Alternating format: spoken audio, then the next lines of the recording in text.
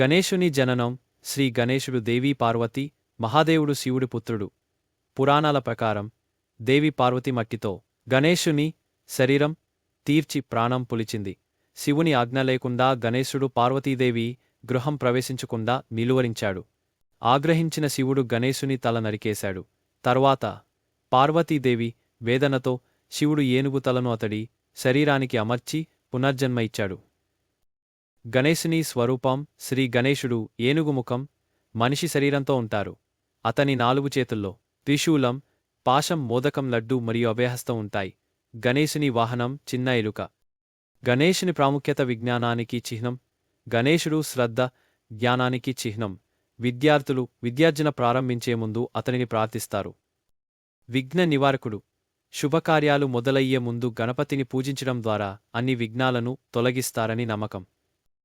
గణపతి పూజ. గణేశ చతుర్థి రోజున ప్రజలు గణేశుని విగ్రహాన్ని ప్రతిష్ఠించి విశేషంగా పూజిస్తారు.